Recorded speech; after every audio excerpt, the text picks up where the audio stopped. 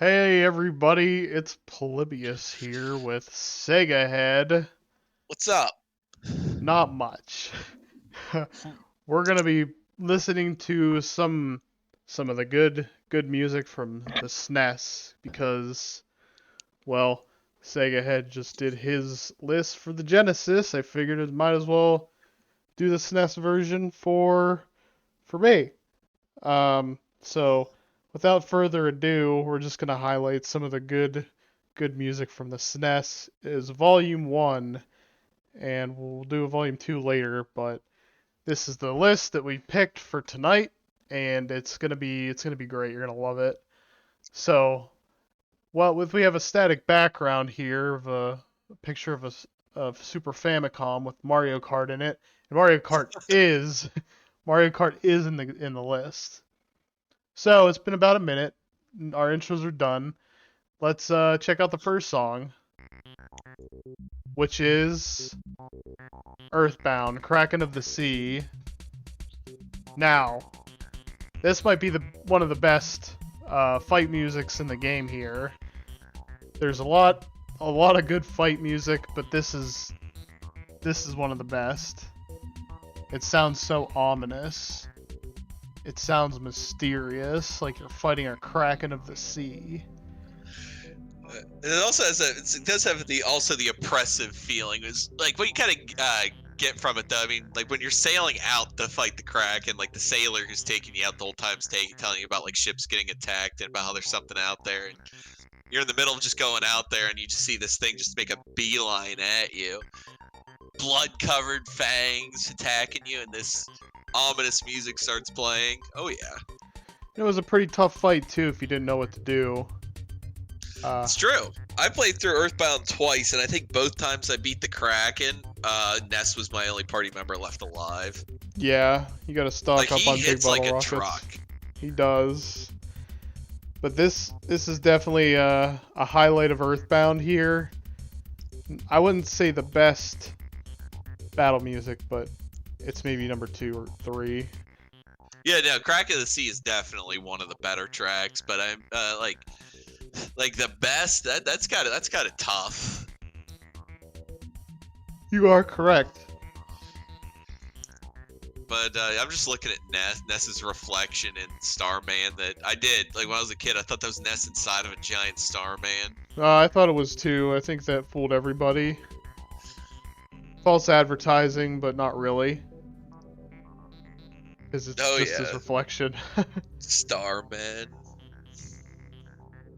And you know, this track has some good breakdowns. You know, it's got that whatever's going on in the background there. I guess it's the bass. Oh yeah, but yeah, I mean that's what Mother was known for, especially Earthbound, like with it just being some really weird stuff. Oh yeah, hell of a good soundtrack. For the volumes that I'm picking here, I'm only picking one track per game. Doesn't necessarily mean they won't be in the next volume, but one per game here, and I thought Kraken of the Sea was a good pick. It's a good opener. Good I opener. agree. So we're almost done with this right now. It's just gonna finish up here. I'll let it finish up. Yeah, Earthbound, fucking fantastic soundtrack. Oh yeah. And next up we have Corridors of Time, which is from Chrono Trigger. And I think this is one of the most iconic Chrono Trigger tracks that there is. No doubt is, because this plays at the Kingdom of Zeal, which is like one of like the most important time periods in the Dark Ages. Well, it is the most important time period, being the Dark Ages, really, for Chrono Trigger. And like, I mean, hell, like Chrono Trigger, it's like you could like just like randomly pick a track and get something great. But this is very iconic from a very iconic point in the story of the game. So yeah. Yep. It also really shows off the synth of the Super Nintendo, because it does just sound like real instruments. Yeah, it really does. I can't say anything bad about this track. It's awesome. It's very nostalgic for me, and it's just really good. Very, very well done by Square, and Nobuo Uematsu himself made this track, so yeah, when you get a Nobu soundtrack, you're gonna get greatness. Hell yeah to that. And also, like, I'm biased myself because I am one of those people that thinks Chrono Trigger is without a doubt the best SNES game ever made. I'm one of those guys, but I'm unashamed of it. I love this game. I've played through Chrono Trigger more times than I can count. I do. I adore this game. I adore the soundtrack. And it is. Like I could just sit back here and, like, I could listen to, like, a 30-minute video of just this song and just chill. Oh yeah, the extended versions on YouTube. Yeah. Perfectly looped. Perfectly looped. Oh yeah. And yeah, that's Corridors of Time. Everything is good about this track. So, it's true. We could just sit here and circle jerk about it all day. But we won't. I'm gonna go on to the next one, which is Mega Man X. And, well, if you've ever listened to the Screw Attack podcast, this brings back memories. Armored Armadillo, Mega Man X. Now, gameplay-wise, I say X2 is probably the best game, but if you're going by soundtrack, you can't beat Mega Man X. Yep, it is. It's a great game. It has a good extension to the original Mega Man games, and this really also showcases the synthesization of real instruments. Heck yeah. It's hard to pass this one up. It's very good. Capcom was truly on top of their game back in the day. Now, not so much. True that. Capcom couldn't do any wrong back then, and Mega Man was like a testament. Mega Man X was a testament to that. Like, it was because I think Mega Man X came out before Mega Man 7, didn't it? I do think you're right, yeah. And, like, they really just showed off. Like, they hit the ground running. They showed off everything they could do on this new system. I mean, got a, like, fast-paced game. It did suffer from a little bit of slowdown. But granted, it was an early SNES title, I believe. But still, I mean, it was the regular Mega Man, like, formula on steroids. And, like, listen how fast-paced this song is. I mean, this is something that gets you amped up. And Armored Armadillo is, like, kind of like a uninspired kind of boss, but you hit his stage and you're ready to kick some ass. I'm a big fan. Oh yeah. And this game is a whole lot easier than the original Mega Man games. It's true. It's much easier to start. I actually started at the X series myself before I started the regular Mega Man game, so I do think it's a much better gateway into the series.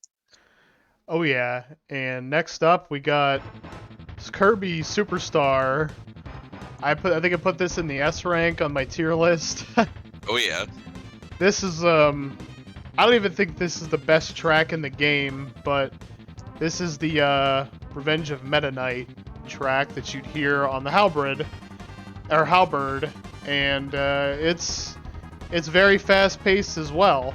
It's got a, you know, it starts off super strong. Kirby crashes on the Halberd, and this starts playing, and you're just immediately just sucked into the action.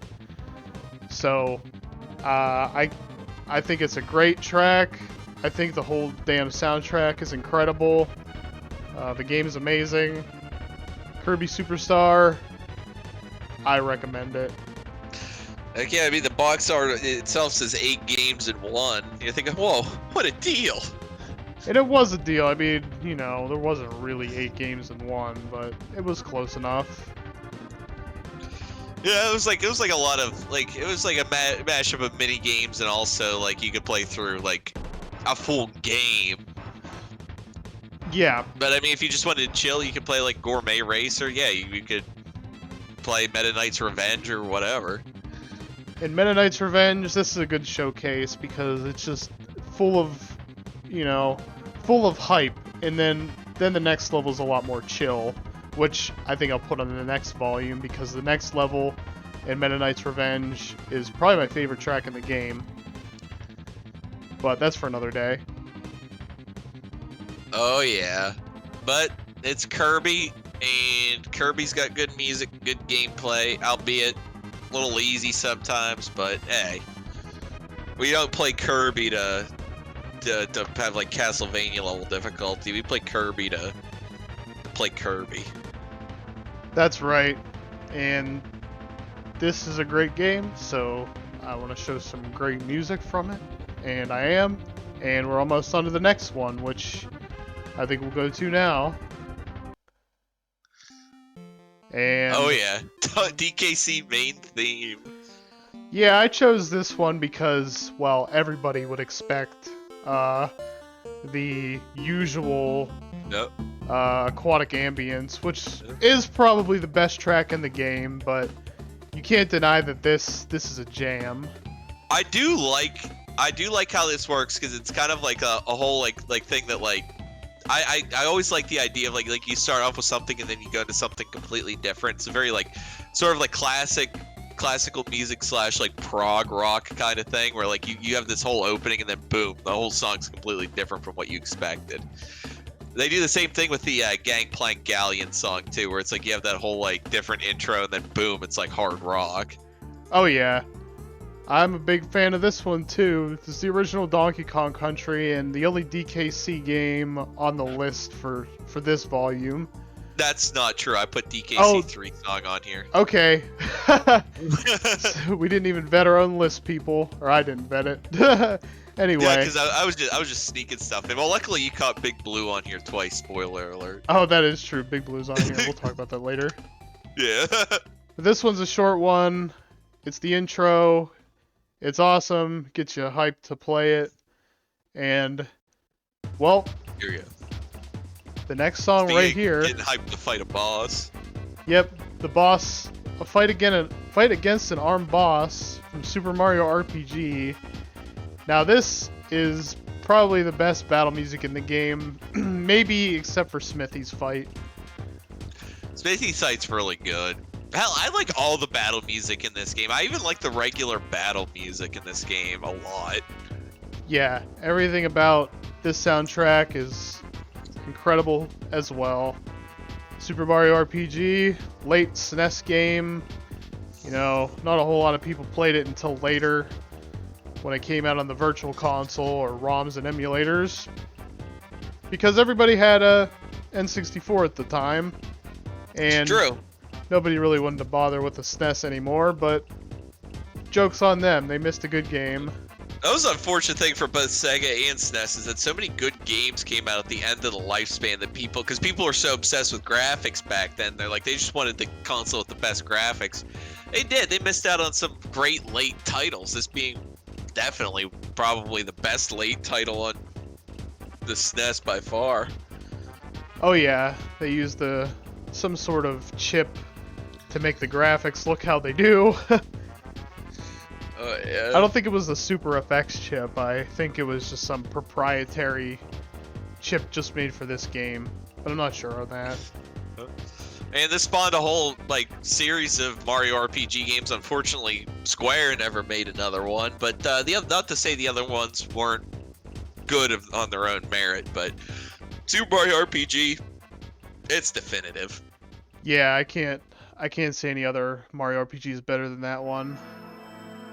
Alright, so we got a track from The Secret of Mana here, and I honestly don't know a whole lot about this game. I just know that the soundtrack's really good, and I picked this track because I remember playing this on my radio station back in the day for video game music, and it's very chill song.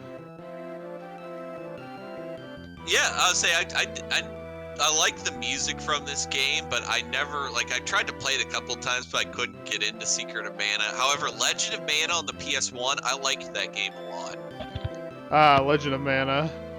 It's a lot different than the other Mana games, but I mean not incredibly different, but I really liked Legend of Mana. But this game, yeah, I would say I love the music. Like again, it's Square, so it's great. But it suffered from like poor hit detection. And the Yeah. graphics were good, but Like again, if you're gonna play like something like the if you want to play a game like that, I'd rather play Soul Blaze or Terra Enigma. But Secret of Mana still sounds good. I'm still gonna listen to the soundtrack. Yeah, I don't know if Nobu made this actually. I'd have to look that one up, but if he did, I'm not surprised. I mean, His track sounds like he made it. Yeah, I mean, it's a Square Soft RPG. Like, I probably made it. Most likely. Yeah, but this one's a chill one. Very down tempo. Makes you feel like you're in a forest or something. I don't even know if where the song Makes you feel good. It does. It does. Oh, this is the Ice Palace, so it's not a forest. Yep. It does sound more like a foresty theme though than an ice palace. Yeah, I agree. So yeah, Secret of Mana. I wish I had more to talk about it, but I just don't. So we'll move on to Sewer Surfing. This is TMNT. This is Sewer Surfing. Turtles in Time. Yeah. Alley Cat Blues. Now, the whole soundtrack to this game is pretty damn great, but Sewer Surfing is just like really fast paced, and I mean, it's like that. It's kind of like a bonus level where you're, you know, surfing in the sewer, and you fight aliens that basically look like they came from, you know, Alien. But yeah, this is an iconic stage. Maybe not as iconic as Big Apple 3 a.m. But I do love the music here. It's very, very good, very fast. It's true. Like the TMNT games, I really like them, but it's like it's funny. Like there's so much media from them that I like, but like I think I watched the show like a couple of times as a kid and never really cared for it. Yet it had like all of these like great video games and like other adaptations of it. Oh yeah, and so I mean, it's been a big deal. Yeah, TMNT was a pretty big deal. I didn't like the cartoons. I think I liked the movies. I remember watching the movies and liking them, but the video games were the best. I mean, this is Konami we're talking about again. So sure, you couldn't go wrong with Konami. Yeah, Konami just pumps out great game after great game, and Turtles in Time was definitely one of them. Sewer Surfing. Yep, that's all I can say about that, really. We'll move on to... I think we'll move on to Fortuna. This track is just kind of weird, honestly. It really gives you the feel like you're maybe flying in space and you're encountering weird 15 things. Minutes. Oh, okay. This must be the extended version. But it's very subdued. This is definitely different from the normal tracks that you get in Star Fox. Yeah, it makes you feel like you might be lost in space and you got space pirates on your tail or something. And yeah, I'm not even sure what level this. I mean, it's Fortuna, but I can't remember what it even looks like in the game because, well, I was really bad at Star Fox on the SNES. Oh, let's be honest. Who was really good at Star Fox on the SNES? I mean, it was an ambitious game, but I mean, like bad frame rates and like all that. Like, the game was hard. It was very hard. They fixed all the difficulty issues and the confusing graphics in Star Fox 64, but the SNES soundtrack was pretty top notch. Oh heck yeah. Not gonna argue with that. And I wish they would make another Star Fox game that's as good as at least 64. But they haven't. Another Star Fox. Yeah. Heck, they don't even really make Star Fox games. Nah. Well, I mean, they kind of do, but I don't know, like, I like days. Star Fox Assault on the GameCube, but I'm biased on that because GameCube's my favorite Nintendo console of all time. Yeah, the GameCube was pretty great. I never played that one so much. I should probably like maybe play I through played it that a one lot day. with my brother. Like we both played through it back-to-back playthroughs, and then we also played like the multiplayer, which isn't bad. It's not good, but it's not bad. It's like mindless fun. Yeah. All right. Well, since this goes on for 15 minutes, I think 2 minutes is good. I think it's just looped anyway. That's solid. You get the idea. Now, Upper Brinstar, I think you've played more Metroid than I have, but I'd like to hear your thoughts on this track. Okay, so like yeah, obviously Upper Brinstar. Like as soon as like you walk into Brinstar, it's like you hear this and it's like, okay, so you get the whole atmosphere in there. Like you're surrounded by crap, and you hear this. Like it's very ambient, like all Super Metroid like tracks are, but it is like you get that like oppressive feeling, and like if you are familiar with like Metroid, you know in Brinstar is usually where like you got Kraid at. So you're walking around in here, you know, like big lizard like dudes looking out for you, like got Samus. Usually you don't have a whole lot of power ups by this point, so it's like you're not feeling super confident in yourself yet. Like you got like fucking like pea shooter and like morph ball. And you hear like you go in there, you hear like this freaking oppressive theme start going on there. You got like it's also overgrown because it's Upper Brinstar, so it's like overgrown with crap and like again, it sets the atmosphere for not just like what you're surrounded by, but also by like the lurking danger around every corner. Yep, and it's only for Nintendo, so says the box art. It's true. And PC if you would like want to emulate it on there. So it's for that. I would, as SNES Drunk would say, I'd say play this game any way you can. Right. Alright. Yeah, Upper Brinstar. This is a very foreboding tune, you know, it kinda creeps up on you and you know, very atmospheric like you said, I agree. Oh, that's what Super Metroid does, because there's no there's like no like there's scarce amounts of text, so like the game has to set like a mood through like everything is atmospheric. It's like almost like it's like a visual story. It's like people aren't talking or interacting or anything like that. Like everything has to be said through the music and the visuals, and Super Metroid does an amazing job of that. I agree. And we'll move on to a underrated hit, by the way. This is Waterworld. Kind of a not very good game, but it had some really good music.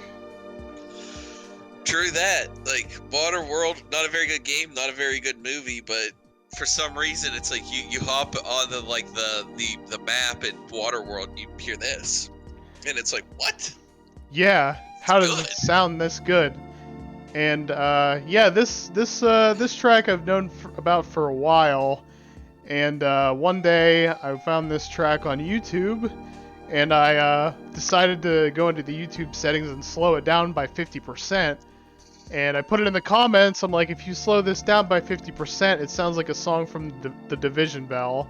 And I got like a bunch of upvotes for it. And some dude actually made a video that slowed it down 50%. Damn. Off of my idea.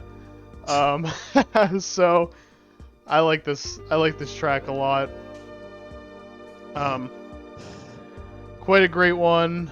I don't know how they came up with this, like Ocean. I don't know many games by Ocean, but this is a game by Ocean, and that's ironic because it's Waterworld. It's true, it is pretty funny. Actually, it would fall under apropos rather than ironic. Yeah. But what else did Ocean Software make?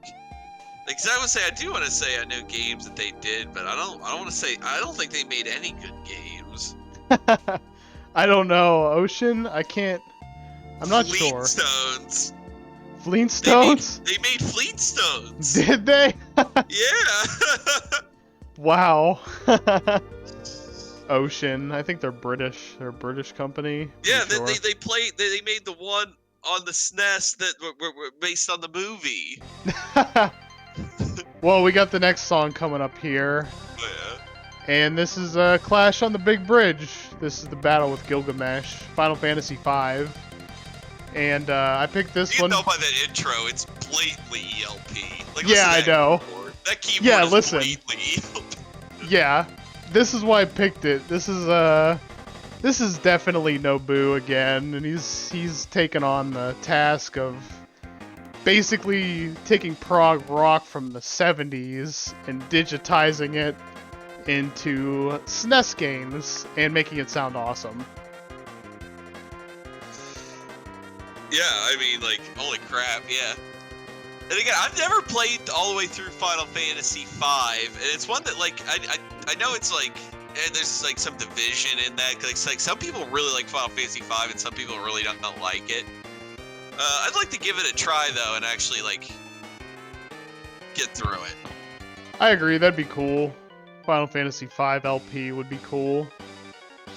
Final Fantasy V Blind. I haven't played through it either, but this is one of the tracks that came up whenever I was searching for good music back in the day, and yeah, it's really great. Heck yeah, it is. But I mean, it's like you couldn't go wrong with Final Fantasy, like in this era. Nah, it was good classic RPG goodness.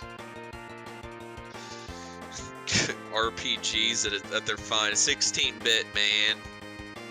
Yep. How they should have been. How they should have stayed. It's true. Anyway, this one's about over in a few seconds. Nothing more I could really say about this other than, yeah, it sounds like ELP. We'll go on. Yep, that's the best way to put it. We'll go on to the next one, which this was a Sega Head edition. Oh yeah, and I put this on here because this is actually like something that you would this is kind of like a Sega-esque track here because it's very percussion and bass heavy. This was because this was made by Evelyn Novoselic or whatever her freaking name is. She did the score for TKC3 on the SNES, and it was redone by David Wise on the GBA. Oh, okay. Now, see, everybody, when you think Donkey Kong Country, you usually think David Wise, and he usually did make any track you're gonna think of off the top of your head for like Donkey Kong Country 1 or 2 was made by him. Now, Evelyn Novoselic, I don't even know if I'm saying that name right. She makes like more like the oppressive type music like this, and she did like the Northern Hemispheres track in Donkey Kong Country 1. Yeah.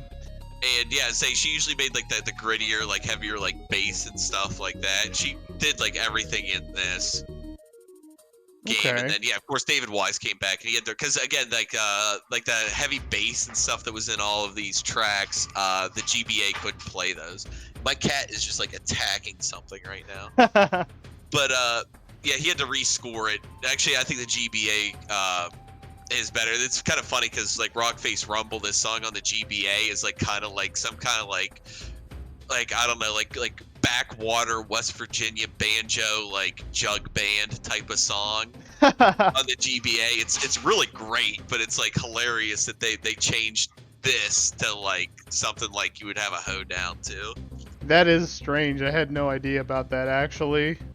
Oh yeah, but yeah, I mean David Wise is the dude. That's why. He's the dude. He is. I'm the dude. Yeah, David Wise is the dude. He makes great music.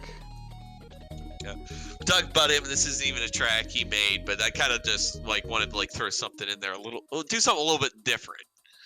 That's what we're about. We're about doing things differently. It's true, because we're gonna have multiple variants of like the same like take here. Like we have to save. Can't blow our load on all the good songs on the first video. Yeah. This one's winding down, and the next one up is a certified hood classic. Oh yeah. Rainbow Road. Yep. This is Rainbow Road on the game that started it all, Super Mario Kart. And this, I mean, it's classic. I don't know how else to say this one. It's Rainbow Road.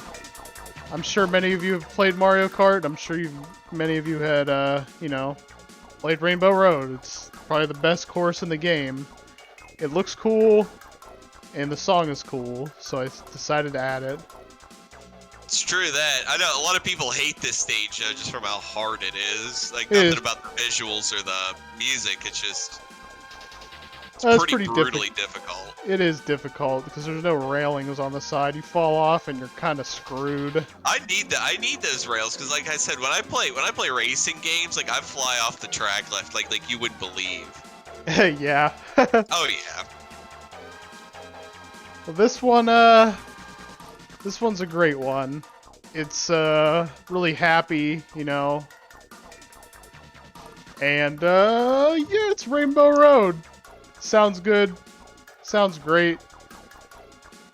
And it's a classic game, which I really like the original Super Mario Kart. It had a lot going for it.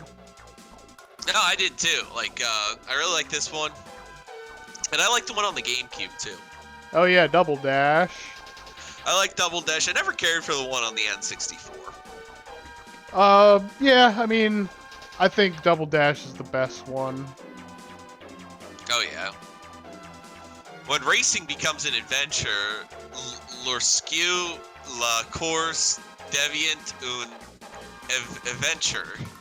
Yep, that's what it says on the box art. Which well, I mean, you could see the box art like on the cartridge in my picture because it is Super Mario Kart, but this one has some translation to French, I guess. Oh yeah. Anyway. This goes on for about 4 minutes, so I'm gonna go ahead and skip to the next one, which is another pick from Sega Head. Oh yeah. ActRaiser, which is one of my favorite SNES games for sure. I love ActRaiser. Well, it's a mashup. I mean, like the whole like, okay, like your adventure stage is like left to right, swing your sword, are like pretty generic. I'll be honest, but the God Sim part is what you play for. When you're going up there and you're building it up there, and then people are like, "Oh yeah, please, like dear leader, like demons took my son," and then like, yeah, you know what you do? You go off into that cave, like God, as God, you go off in that cave. It's like, listen here, you son of a bitch, and then you just kick that guy's ass, and then you save the people's son, and they're like, "Oh, you're just so wonderful." And it's like, damn right I am. I'm ActRaiser guy. ActRaiser guy. Oh yeah. And I'm not usually a big on sim games, but the sim is so simple. It's like literally, it's like you just pick an area and you're like build here. Mm-hmm. Or you pick a lightning bolt and you like burn down bushes, or like you do other things that like people like always just giving you things. Like they're great. They're always like, here, take this, and then you just go off and kill guys. And also, it's got badass music, and it's ActRaiser. I recommend everybody to play ActRaiser. It seems that Enix has made this game. They did. In fact, a lot of my favorite, most of my favorite SNES games were either made by Square or they were made by Enix. Yeah. Oh yeah, I should put Evo on the next next volume. Now that I think about. Choice. Anyway, yeah, this great track. I didn't play ActRaiser too much, but yeah, I think it looped a few times now, so we'll move on. Yeah, that's pretty good. We can go ahead. Yeah. We got here's a classic, very classic track from Final Fantasy VI, and I don't think it started yet, did it? Oh, here we go. There you go, yeah. They actually, yeah, because I had some exposition that they went ahead and did there. It's so weird. But yeah, this is the opera scene from Final Fantasy VI. And, you know, this was kind of a big deal back in the day. People said that video games couldn't make you, like, think about things or make you emotional, but this one's definitely a staple in the Final Fantasy soundtrack series. It's true, because yeah, Final Fantasy really like pushed the limits. So they did a lot of stuff like this. Like Final Fantasy VI was the first one to do it, but you saw stuff like this in Final Fantasies to come. You saw stuff like this in 7, 8, and 9. All really respectively. Like honestly, 6, 7, 8, and 9 were all like pretty much like they were cut from the same cloth. They all had a lot of similar inspirations and motifs behind them. Yeah. And this one just kind of one of the most grandiose tracks. It's, you know, you even have lyrics to sing along if you want to. It's true, but I recommend not doing that. That's only because I've watched games done quick, and yeah, I mean, yeah, it took a couple of years, but I can enjoy this scene again now. Yeah, because I did. Like, I really liked this scene when I first saw it, and then I watched games done quick, and I hated this scene. And then years later, I could finally, like, appreciate it again. Like, don't be that guy. Don't ruin things for other people. Yeah. Let people enjoy things. Yeah, don't ruin things. Don't ruin good things, people. Yeah, don't go out there and be like, hey, man, it's like when you're sitting in the car with somebody and Dad starts singing the lyrics to The Who, and you're like, I don't want to hear you, Dad. I want to hear Pete Townsend and Roger Daltrey here. And Yeah. Keith Moon. I don't want to hear you singing Bubba O'Reilly. Oh man. Yeah, this one's a kind of a long one, just because of the nature of the song. But yeah, this one I picked. I mean, I could have picked plenty of other Final Fantasy VI tracks, but this one's kind of real sad guy hours, honestly.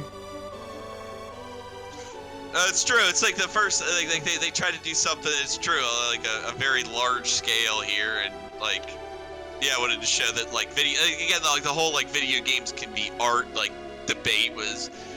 I think that's really been put to rest at this point, but I mean, in the 16-bit era, that existed, and it's because there weren't games like this. Like, people tried to make story-driven games. Oh, yeah. And Final Fantasy VI was really one that did. It really, like, kind of blew the top off of things. I agree, and I think we'll just let this play out, because there's about 30 seconds left.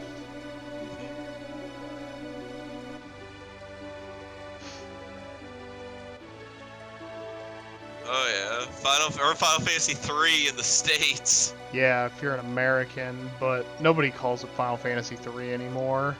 No, heck no. It's Final Fantasy 6, and it's a classic. Like, though I am a Final Fantasy 7 guy myself, sue me, but don't actually sue me. I don't have any money. I am I do appreciate Final Fantasy 6, and I do love that game. All right. There we go. Big Blue. Big Blue. What can you say about Big Blue? I'd say like I like FZero. Like it's another, like, it's a very easy pick up and play. Like I said before, I'm bad at racing games, but FZero is pretty simple, and the music is really why I still pick up and play this game from time to time. Yeah, FZero. I mean, you had it on the SNES, and then I think the GameCube. The GameCube game was pretty cool too. Yeah, and then you had 3, count them, 3 on the GBA. It's true. Like, I don't know why they went so hard on the GBA, and now we haven't seen an F-Zero in like 15 years or something. Probably more than that, actually. It's unfortunate, because F-Zero is a great series, and Nintendo refuses to make another one because, who knows? Who knows? I guess really they just does. hate money. I don't know. Like, Nintendo loves shutting down fan projects. I know that. But That's for sure. I really don't know why. I mean, you had like almost like a resurgence era in like the GameCube, which is why I loved it so much. I mean, you had great games. I mean, you had Wind Waker, you had Super Mario Sunshine Boy, but I mean, you had an F-Zero game, you had Metroid Prime, you had Star Fox Assault. It's like, okay, all these IPs, and of course you had Pikmin, which I did really like Pikmin. I mean, you got Animal Crossing came out there. It's like, oh man, the GameCube's so great. And then Nintendo's like, yeah, we're just like not gonna make like 2/3 of these games anymore. Yeah. It's like, why?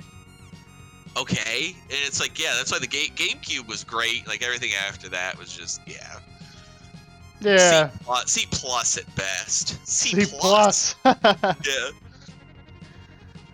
All right. Yeah. It's FZero. I mean, it's a classic. Can't really argue with that. People loved it. Captain Falcon. You know, you got him. Falcon. Everybody knows him from the Smash Brethren.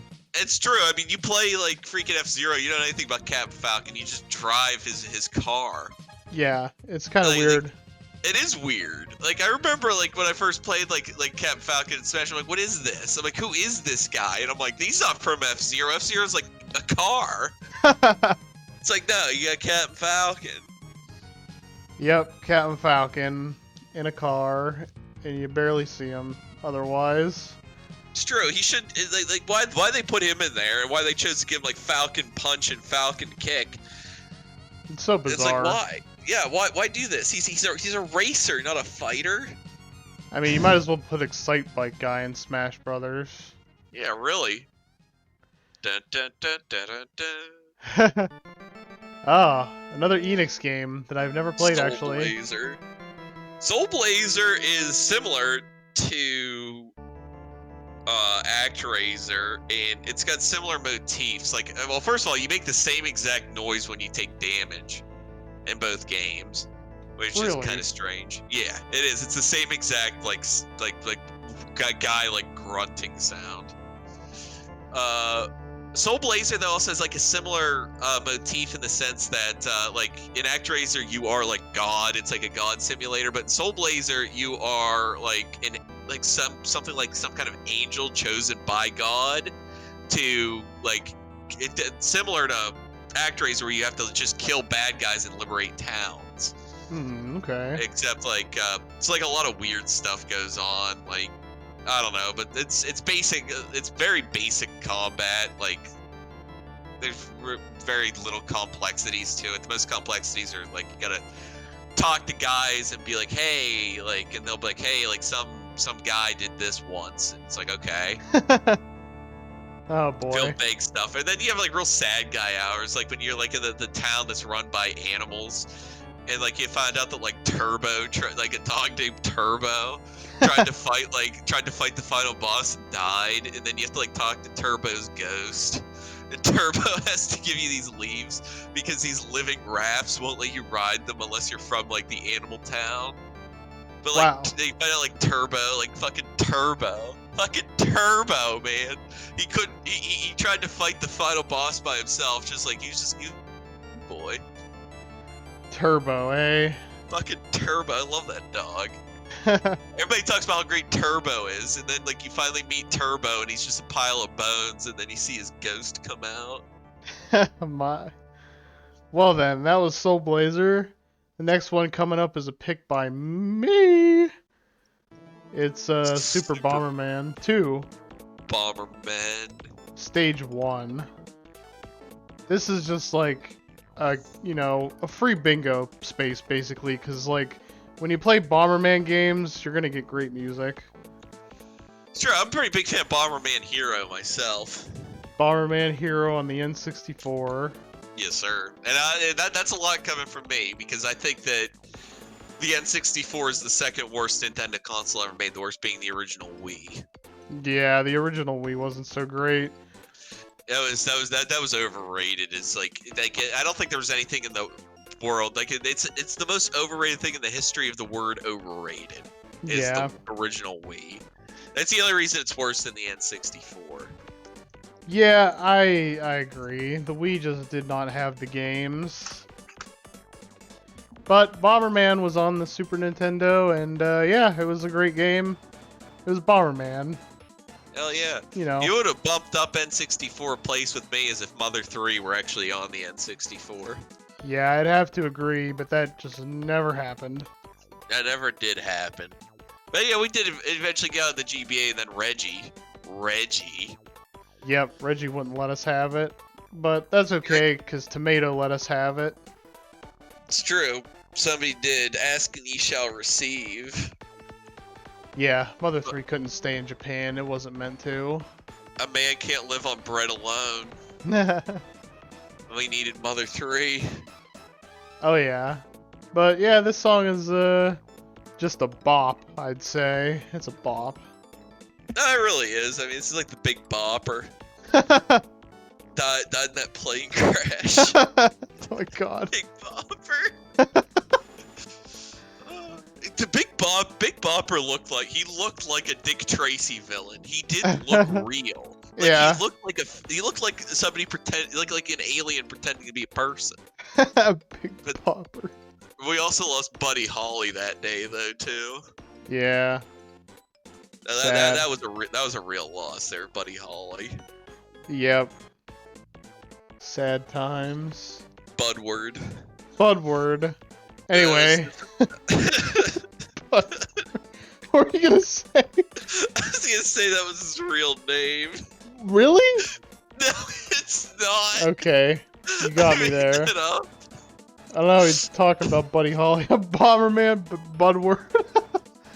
Budward. I mean, it sounds like it could be real. Oh yeah. Anyway, this one's coming to a close, and the next one is super chill.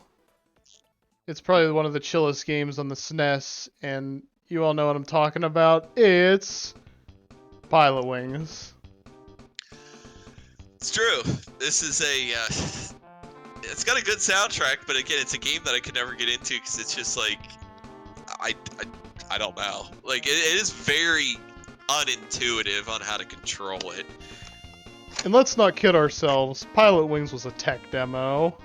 It really was. It really was just kind of showing off what all the, like, Mode 7, and like, whoa, nice graphics. Yeah.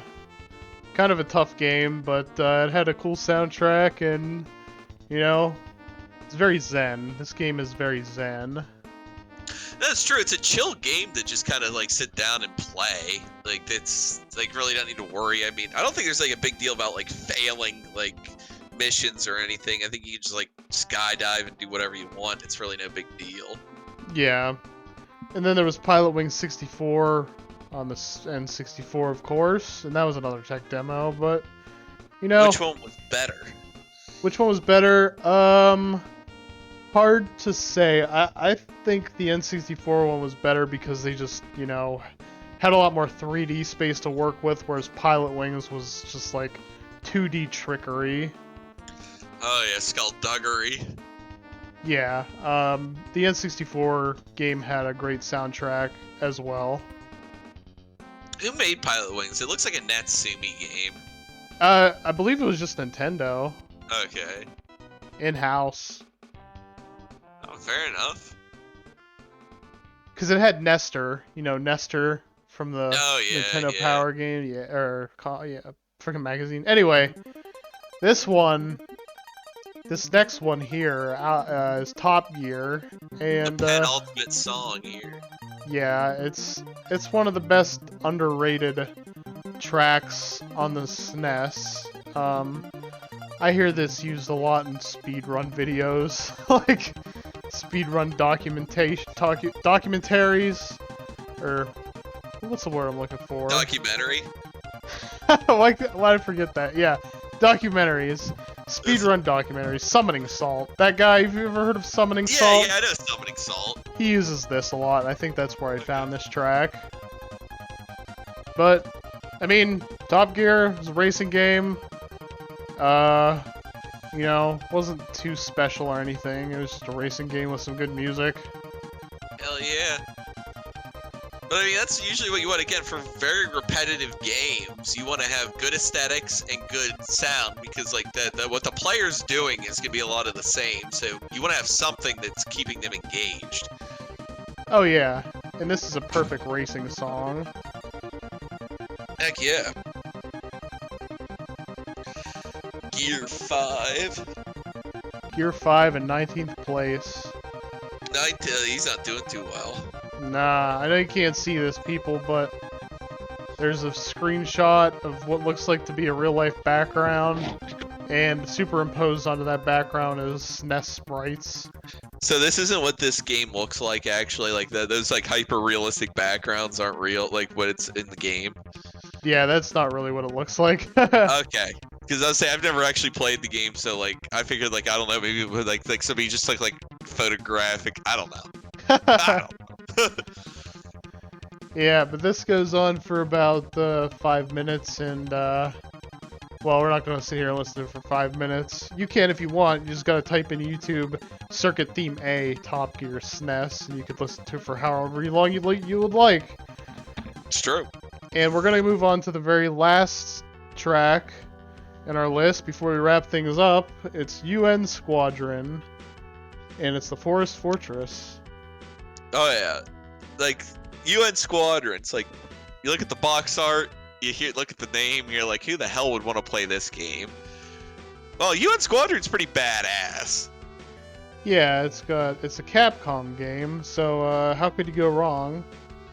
I think it's based. I want to say it's based off of like a light novel or manga series that's like, you know, about like dog fighting and stuff like that. By dog fighting, you guys know I mean jets. Like nobody actually wants the real dogs fighting. But I digress. It's a great game. Like you make money, you can get power ups and stuff like that. Like you spend money on power ups. It's not one hit death like a lot of other shmups are. Yeah, it's got good music, good visuals, and just overall a really great game. I concur. UN Squadron was kind of underknown until recently. Well, not recently, but I mean, I didn't have this game as a kid. Nobody had UN Squadron that I knew. Yeah, I would say like you'd like take well, I never had it. Like you take one look at the cover, it's like what kid's gonna want to play that? It's like UN Squadron. It's like okay, United Nations, and it's like you just see some guy in like a cockpit, like with like a mask on, just sitting there, and it's like this game doesn't look cool at all. Yeah. Like it's like I'm an American. The UN sucks. Yeah. Well, UN Squadron is a good game, and you should feel good while playing it. True. It's an easy pick up and play. Like I said, like it's a forgiving, pretty forgiving shmup, and I would recommend it to any like Super Nintendo shmup fans. Like it's easy. It's got good visuals, good music. Play it. Yep, I'd say play it too. Just emulate that shit if you can, because, like, who's gonna go out and buy UN Squadron on a cartridge? I mean, I'm not. It's probably expensive. Yeah. But then again, I don't know. Look up a video by SNES Drunk. He talks about how expensive games are. He'll let you know. I could easily look it up here myself and let you know, but that's too much work. Yeah. But while this track is rolling out to the end, I think we're gonna say the outro here, and I'd like you to hit that like button, hit that subscribe button, comment below, check out the video up there in the corner there. You'll see it pretty soon, if not right now.